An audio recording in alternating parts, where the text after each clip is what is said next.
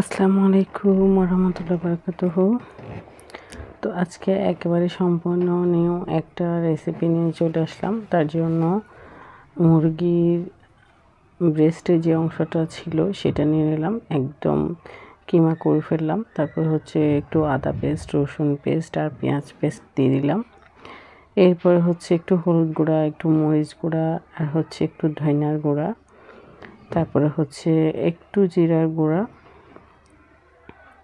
একটু হচ্ছে soya sauce দিয়ে দিলাম। স্বাদ মতো লবণ তো মাস্ট দিতে হবে।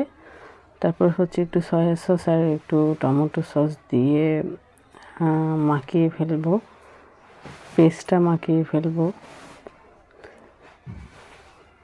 পেস্টটা মাখানো হয়ে গেলে এটা আমি সারাদিনের জন্য রেস্টে রেখে দিছি। তো একেবারে আমার বিকাল টাইম হয়ে গেছে, বিকাল না সন্ধ্যা হয়ে গেছে। তো এই রেসিপিটা করতে করতে আমার প্রায় সন্ধ্যা হয়ে গেছে। যাই হোক, এখন সেই কিমাটা নিয়ে তারপরে হচ্ছে গিয়ে আমি এভাবে চালের মধ্যে গড়িয়ে নিচ্ছি। চালগুলা কিন্তু আমি ধুইয়ে ভালো মতো পানি ঝরিয়ে নিছি, একেবারে ঝরঝরা হয়ে গেছে। সেটাও সকালবেলা করে রাখছিলাম। তো এখন তো প্রায় সন্ধ্যার দিকে একেবারে শুকিয়ে একদম ঝরঝরা হয়ে গেছে। এবার প্রতিটা চিকেন বল হচ্ছে আমি চালের মধ্যে গড়িয়ে নিলাম ঠিক এভাবে। তো এখন হচ্ছে গিয়ে আমি ভাপে দিব, আর এখানে আমি পানি দিয়ে দিছি অর্ধেকটা।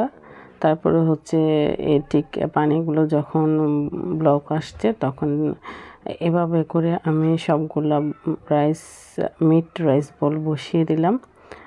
তো এই যে দেখেন, আর এখন হচ্ছে ঢাকনা দিয়ে আমি ঢেকে দিব, আর এখন একদম চলে যাব। তো প্রায় আধ ঘন্টা থেকেও বেশি হবে এবার আসছি দেখার জন্য। তো এই যে আমার পারফেক্ট মিট রাইস বল হয়ে গেল। তো একটা উঠিয়ে নিচ্ছি, দেখেন একটা উঠিয়ে নিচ্ছি, দেখতে ঠিক কদম ফুলের মতোই লাগতেছে। দেখেন কদম ফুলের মতো লাগতেছে আমার থেকে।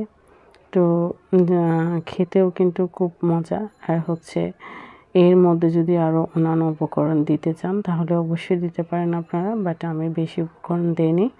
আর একটু উপরে সস দিয়ে ঠিক এভাবে পরিবেশন করলাম বাচ্চাদেরকে।